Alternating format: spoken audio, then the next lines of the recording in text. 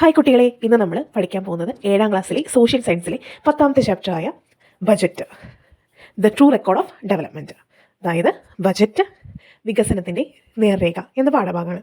മക്കളെ, എന്താണ് ഈ ബജറ്റ് എന്ന് പറഞ്ഞു കഴിഞ്ഞാൽ? നമ്മുടെ വീട്ടിലൊക്കെ ഉണ്ടായിരിക്കും ഇതുപോലെ ബജറ്റ്. അതായത് ഒരു മാസം എത്ര വരുമാനം ഉണ്ട് നമുക്ക്, അതുപയോഗിച്ച് വീട്ടു ചിലവുകളും ലോൺ അടയ്ക്കലുകളും സ്കൂൾ ചിലവുകളും മറ്റും നിർവഹിക്കുന്നതും അതുപോലെ തന്നെ ഭാവിയിലേക്ക് വേണ്ട ഇൻഷുറൻസ്, ചിട്ടി തുടങ്ങിയവയ്ക്കായി എത്ര മാറ്റി വെക്കണം എന്ന് തുടങ്ങിയ കാര്യങ്ങളൊക്കെയാണ് ഈ ബജറ്റിൽ ഉണ്ടായിരിക്കുക. അച്ഛനും അമ്മയും ഒക്കെ ആയിരിക്കും ഈ ബജറ്റ് അനുസരിച്ച് നിങ്ങളുടെ കുടുംബജീവിതം മുന്നോട്ട് കൊണ്ടുപോകുന്നത്, അല്ലേ? അച്ഛനും അമ്മയും ഒക്കെ ഇതുപോലെ നമുക്ക് എത്ര ചിലവ് വരുന്നുണ്ട്, എത്രയാണ് നമ്മുടെ വരുമാനം, അതനുസരിച്ച് എങ്ങനെയൊക്കെയാണ് നമ്മൾ ചിലവുകളൊക്കെ നീക്കിയിട്ട് മുന്നോട്ട് പോകുന്നത് എന്ന കാര്യങ്ങളൊക്കെ തീരുമാനിക്കുന്നതായിരുന്നു നമ്മുടെ അച്ഛനും അമ്മയൊക്കെ അല്ലേ. അപ്പോൾ ഇതുപോലെ നമ്മുടെ പഞ്ചായത്തിനും മുനിസിപ്പാലിറ്റിക്കും സംസ്ഥാനത്തിനും രാജ്യത്തിനും ഒക്കെ ഉണ്ട് ഇതുപോലൊരു ബജറ്റ്. അപ്പോൾ രാജ്യത്തെ വിഭവങ്ങളുടെ സമാഹരണം, അതിൻ്റെ വിതരണം, ദാരിദ്ര്യ നിർമ്മാർജ്ജനം, അസമത്വത്തിൻ്റെ കുറയ്ക്കൽ എന്ന് വേണ്ട സമൂഹത്തിലെ എല്ലാ വികസനങ്ങൾക്കും സാധ്യമാക്കുന്നതിനുള്ള ഒരു ചവിട്ടുപടിയാണ് വികസനമൊക്കെ സാധ്യമാക്കുന്നതിനുള്ള ഒരു ചവിട്ടുപടിയാണ് എന്ത് പറയുന്നത്, ബജറ്റ് എന്ന് പറയുന്നത്. അപ്പോൾ ഇതിനെ പറ്റിയുള്ള കാര്യങ്ങളാണ് നമ്മൾ ഈ പാഠഭാഗത്തിൽ പഠിക്കുന്നത്. ഓക്കെ, അപ്പോൾ എല്ലാവരും ക്ലാസ്സിൽ നന്നായിട്ട് ശ്രദ്ധിച്ചിരിക്കാം. നമുക്ക് പാഠത്തിലേക്ക് കിടക്കാം. ഈ പാഠഭാഗം തുടങ്ങുമ്പോൾ തന്നെ ഇവിടെ ഒരു കുടുംബത്തിൻ്റെ ഒരു കോൺവെർസേഷൻ, അതായത് ഒരു കുടുംബത്തിൻ്റെ സംഭാഷണമാണ് അവിടെ കൊടുത്തിട്ടുള്ളത്. അപ്പോൾ എല്ലാവരും അവർ കാര്യങ്ങൾ പറയുകയാണ്. അതായത് ചിട്ടി കെട്ടിയാൽ നമ്മുടെ കടമെല്ലാം വീട്ടാൻ, ബാക്കി പണം നമുക്ക് ബാങ്കിൽ നിക്ഷേപിക്കാം.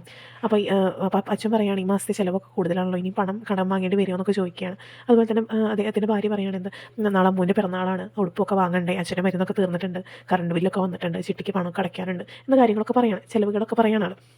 അപ്പോൾ അമ്മമ്മ പറയണത് എന്താണ്, ചിട്ടി കിട്ടിയാൽ നമ്മുടെ കടമെല്ലാം വീട്ടാം, ബാക്കി പണം നമുക്ക് ബാങ്കിൽ നിക്ഷേപിക്കാമെന്ന് പറയുകയാണ്. അപ്പോൾ അവിടെ ജോലി ചെയ്യുന്ന ഒരാൾ പറയുകയാണ്, അവിടുത്തെ അച്ഛൻ്റെ മകൻ പറയുകയാണ്, ഈ മാസത്തെ ശമ്പളം കിട്ടിയിട്ടുണ്ട്, അച്ഛൻ്റെ മരുന്നിനും കറണ്ട് ബില്ലിനൊക്കെ പണം ഞാൻ അമ്മയെ ഏൽപ്പിക്കാം, സുഹൃത്തിൻ്റെ കയ്യിൽ നിന്ന് കടം വാങ്ങിയ പണവും തിരിച്ചു കൊടുക്കണം, അമ്മേനോടൊപ്പം ഞാൻ വാങ്ങിക്കോണം, ചിട്ടിയും അടയ്ക്കാം എന്ന കാര്യങ്ങളൊക്കെ പറയുകയാണ്. അപ്പോൾ ഈ സംഭാഷണത്തിൽ നിന്ന് പരാമർശിക്കുന്ന ചിലവുകൾ എന്തൊക്കെയാണ്, അവിടെ എന്തൊക്കെ ചിലവുകളാണ് കാണുന്നത്? കടത്തിൻ്റെ കാര്യം പറയുന്നുണ്ട് അല്ലേ, ചിട്ടിയുടെ കാര്യം പറയുന്നുണ്ട്, കറണ്ട് ബില്ല്, പിന്നെ മെഡിസിൻസ്, അച്ഛന് വേണ്ട മെഡിസിൻസ്, പിന്നെ ബാക്കിയുള്ള കുട്ടിയുടെ ഉടുപ്പ് കാര്യങ്ങൾ ഇല്ലേ, അതുപോലത്തെ കാര്യങ്ങളൊക്കെയാണ് ചിലവുകളുടെ കാര്യം പറയുന്നത്. എന്തൊക്കെയാണ് ഇവിടുത്തെ ചിലവുകൾ? Paying of debts, buying medicines, paying electricity bills, buying clothes, paying for chitty, ഇതൊക്കെയാണ് ഇവിടുത്തെ എക്സ്പെൻസസ് എന്ന് പറയുന്നത്. Which are the needs in our daily life that we spend money on, അതായത് എന്തൊക്കെ ചിലവുകൾക്കാണ് നിത്യജീവിതത്തിൽ നാം പണം വിനിയോഗിക്കേണ്ടി വരുന്നത്, എന്തൊക്കെ ചിലവുകൾക്കാണ്? Food, education, health, travel, celebrations, construction of house, ഇതുപോലത്തെ പല കാര്യങ്ങൾക്ക് വേണ്ടിയിട്ട് നമുക്ക് എന്ത് ആവശ്യമാണ്? പണം ആവശ്യമാണ്. എന്നാൽ അതിനൊക്കെ വേണ്ടിയിട്ട് നമ്മൾ എന്ത് ചെയ്യുന്നുണ്ട്? പണം വിനിയോഗിക്കുന്നുണ്ട്. ഓക്കെ, ഇപ്പോൾ നമുക്ക് മനസ്സിലായി പണം എവിടേക്കാണ് വിനിയോഗിക്കുന്നത്, ഏതൊക്കെയാണ് നമ്മുടെ നിത്യജീവിതത്തിൽ വരുന്ന ചിലവുകൾ എങ്ങനെയാണ്, ഇതൊക്കെ നമുക്ക് മനസ്സിലായി.